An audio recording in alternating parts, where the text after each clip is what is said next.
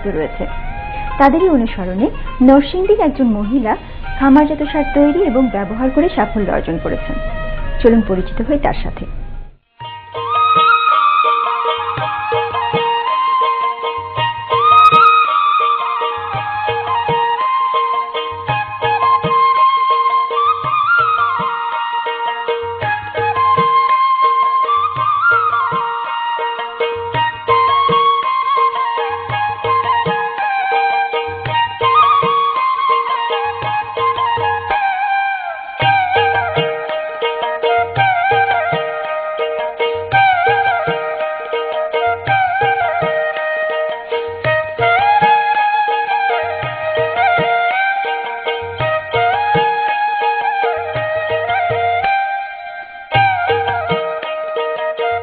আমার নাম রেখারানী দাস, গ্রাম পুবেরচর, রায়পুরা, নরসিংদী।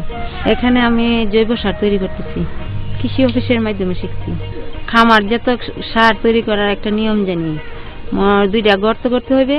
একটা গর্ত যখন আপনার গোবরে ভরে যাবে তারপরে আর একটা গর্ত করবো। এটা পচলে এটা আমরা জমিতে ছিটাই দিব, ওটা বললে আবার ওটা ধরুন, ওটা পচলে আবার ওটা জমিতে ছিটাই দিব। এটা মনে করেন আমরা যে গরু আছে 4-5টা গরু, এই গরুর যত গোবর আছে বা গরুর পিছনে যত ময়লা আছে গড় ঝাড়ু দেওয়া সব কিছু আপনার এই গর্তে ফেলে রাখি। তারপরে আপনার বাড়ির আঙ্গিনা পরিষ্কার করার যত আছে আপনার ময়লাগুলো আছে সবগুলো এই গর্তে রাখি। গর্তে রাখলে এটা পচে, গোবরও পচে। তারপরে আবার সবজি কাটার যত কোটালি আছে সবগুলা ফেলি গর্তে। ফেললে এটা একটা আপনার খামারজাত সার তৈরি হয়। ওই সার আমরা জমিতে ছিটাই। জমিতে ছিটাইলে আপনার ভালো ফসল হয়। আর বাজারে যে সার আছে ওই সার থেকে আমরা ওই খামারজাত সারে অনেক লাভবান ফসল পাই। এই সার আপনার ধান জমিতে দিচ্ছি, তারপরে সবজি জমিতেও দিচ্ছি। আমাদের পটল আছে, কারকল আছে, বেগুন আছে, কাঁচামরিচ আছে, তারপরে লাল শাক আছে, করলা আছে, ঢেঁড়স আছে, সবগুলোতে আমি ছিটাই। প্রথমে একটা গর্ত করছি, গর্ত করে গর্তের উপরে আপনার দিচ্ছি যাতে বৃষ্টির পানি টানি না লাগে বা ছেঁচড়া, আবার আলবাদ্যা দিচ্ছি আপনার বৃষ্টির পানি যাতে না ঢুকতে পারে। ঢুকলে আপনার যে গোবরের যে আছে না, উপরের সার অংশটা বাহিরে যায়। বাহিরে গেলে তো কোনো কাজে লাগবে না। এই কারণে আমরা এমন সুন্দরভাবে এটা করছি যাতে না বাহির হতে পারে বা বৃষ্টি রৌদ্র যাতে না শুকাইতে পারে, বৃষ্টির পানি যাতে না লাগে থাকে। এটা মনে করেন আমি মাদেরকে, মা বোন যারা আছে সবাইরে বলি আর কি, আপনারা এইভাবে করেন, করলে আপনাদের জমিতে ছিটাইলে আপনার সবজির ভালো হবে বা ধানও ভালো হবে। এটা মনে করেন আমরা বাজার থেকে যদি কিনে আনি তাহলে টাকা খরচ হয়।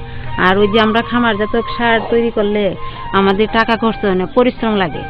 এই পরিশ্রমের ফলে আমরা অনেক লাভবানজাত সবজি পাই বা ধান পাই জমিতে ছিটাইলে। এই যে মা বোনেরা আপনারা খামারজাত সার তৈরি করেন, আপনার 2টা গর্ত করেন, কইরা উপরে একটা চাল দেন যাতে বৃষ্টির পানি না পড়ে, এই ব্যবস্থা রাখেন। বাড়ির যে গরুর গোবর টুবর আছে না বা আঙ্গিনা পরিষ্কারের বা সবজি কাটা যা কিছু আছে সবই গর্তে ফেললে তারপরে দেখবেন বাড়ির আঙ্গিনাও পরিষ্কার থাকবো, পরিবেশও সুন্দর থাকবো, তারপরে জমির আপনার স্বাস্থ্য ভালো থাকবো, ভালো ফসলও পাবে।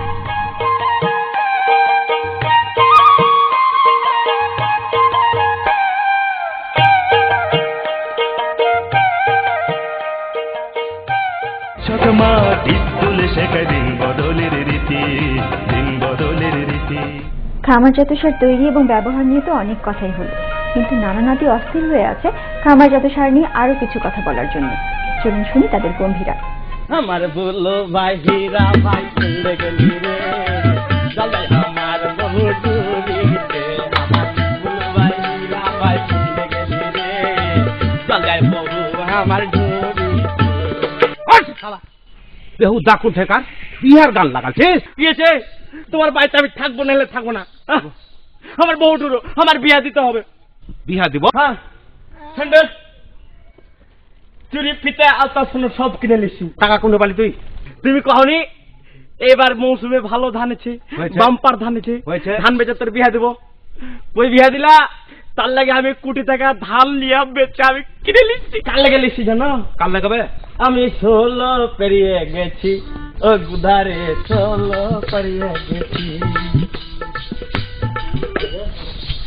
বেহুদা কোন ঠেকার। হ্যাঁ মাছ শালা কান ধর। হ্যাঁ আর ধান বেচবি কহা?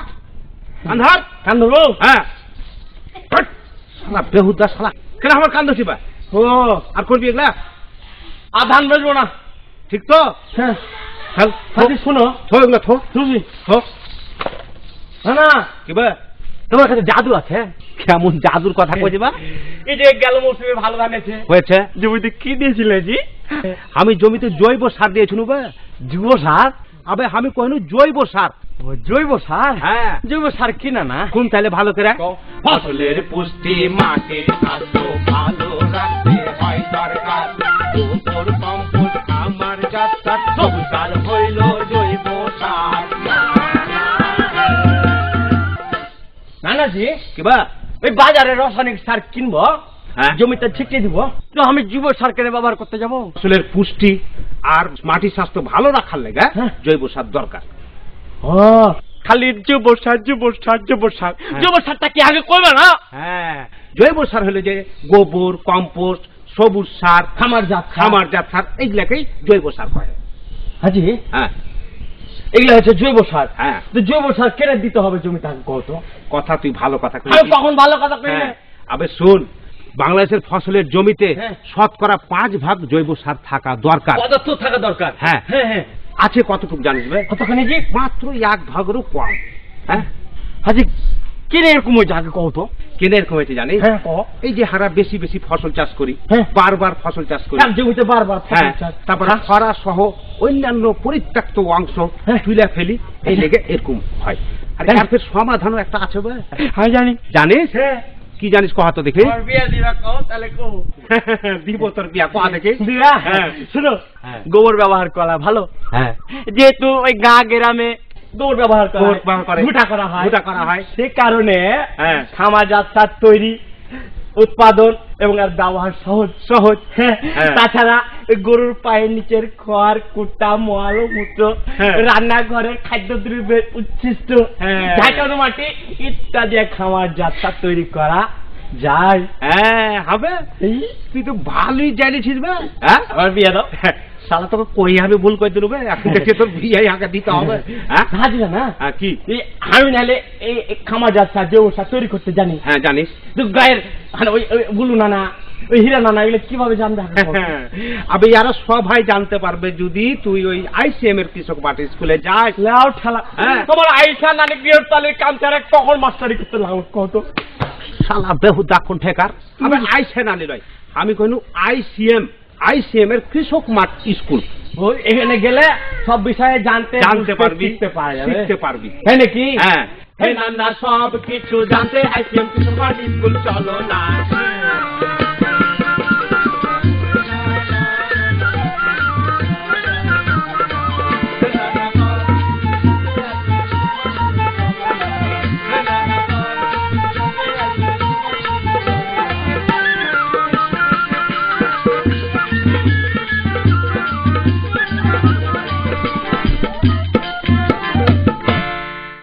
মাটি স্কুলে শেখায় দিন বদলের রীতি, দিন বদলের রীতি।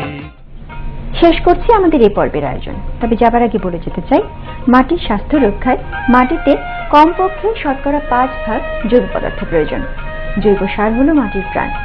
তাই আসুন আমরা জৈব সার, বিশেষ করে খামারজাত সার তৈরি ও ব্যবহারে আন্তরিক হই। সবাই ভালো থাকুন। অনেক ধন্যবাদ।